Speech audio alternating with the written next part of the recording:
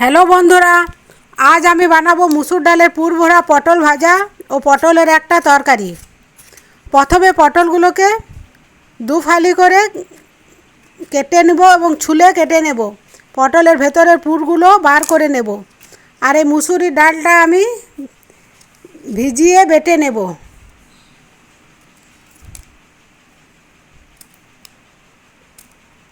ওই পটলটা আমি ভেজে নেব। এবার এই পটলটার আমি তরকারি করব। তরকারি পটলগুলো দু ফালি করে কেটে নেব ছুলে। এগুলো আমি তরকারি করব। দু রকমের পটল বানানো হয়ে গেছে। এবার ধুয়ে নিয়েছি। এবার যে পটলগুলো ভাজবো সেই পটলগুলো আমি কড়াইয়ে দিয়ে দেব, নুন দিয়ে জল দিয়ে সেদ্ধ হতে দিয়ে দেব।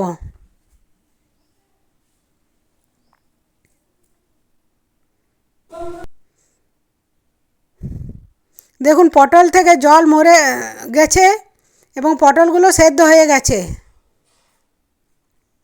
এবার পটলগুলো নামিয়ে নেব।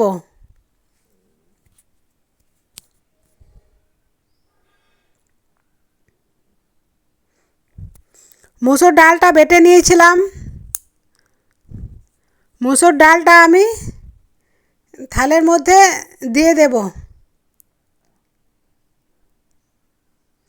দেখুন মিহি করে বাটা হয়ে গেছে ডালটা।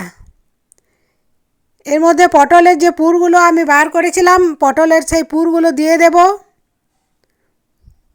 নুন দিয়ে দেব, হলুদ দিয়ে দেব, জিরে গুঁড়ো, আদা রসুন বাটা এবং একটা পেঁয়াজ কুচি এর মধ্যে দিয়ে দেব।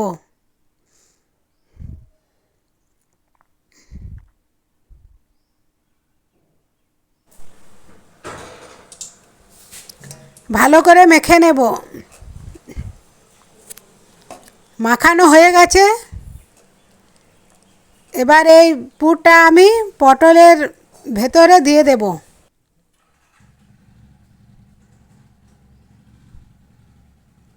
এভাবে সব পটলগুলোর মধ্যে আমি পুর ভরে দেব।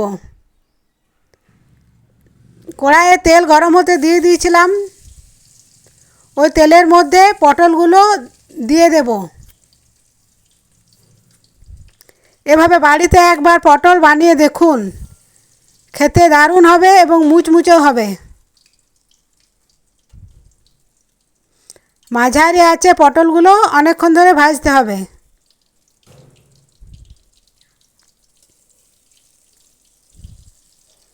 এভাবে সব পটলগুলো আমি ভেজে নেব। পটলগুলো এক সাইডটা ভাজা হয়ে গেছে, আরেক সাইডটা আমি উল্টে নেব।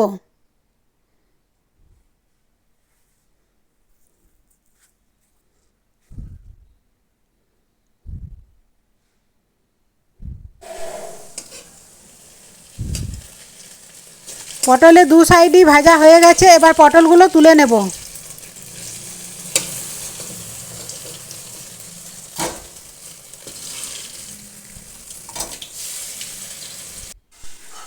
দেখুন কি সুন্দর হয়েছে পটল ভাজাগুলো। এবার ওই কড়াইয়ের মধ্যে তেল দিয়ে দেব।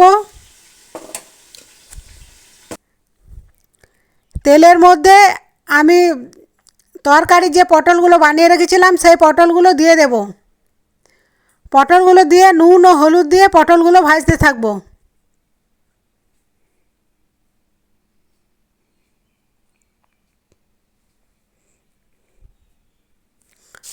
পটলগুলো ভেজে ভাজা ভাজা হয়ে এলে তুলে নেব।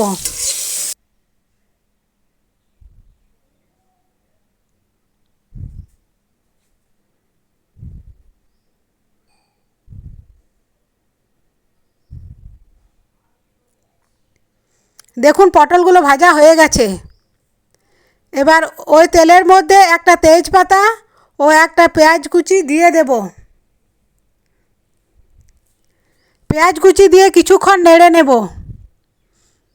পেঁয়াজটা হালকা বাদামি হয়ে এলে ওর মধ্যে আমি মশলা দিয়ে দেব। নুন, হলুদ, জিরে গুঁড়ো, আদা রসুন বাটা দিয়ে একসঙ্গে নাড়তে থাকবো।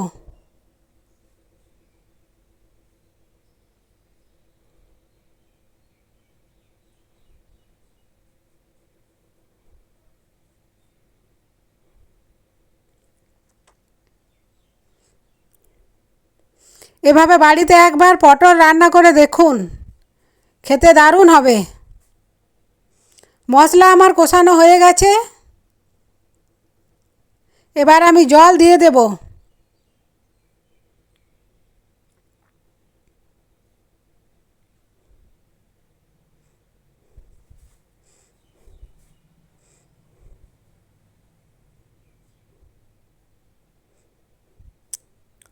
ঝোল ফুটে উঠলে এর মধ্যে আমি পটল দিয়ে দেব। একটু টমেটো সসও দিয়ে দেব।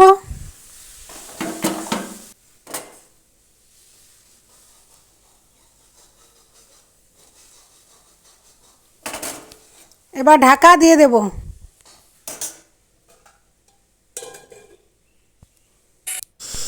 কিছুক্ষণ ফোটার পর আমি ঢাকা তুলে দেখে নেব। দেখুন পটলটা কি সুন্দর হয়েছে, সেদ্ধ হয়ে গেছে এবং রান্নাটাও বেশ ভালো লাগছে। এভাবে বাড়িতে একবার পটল বানিয়ে দেখুন।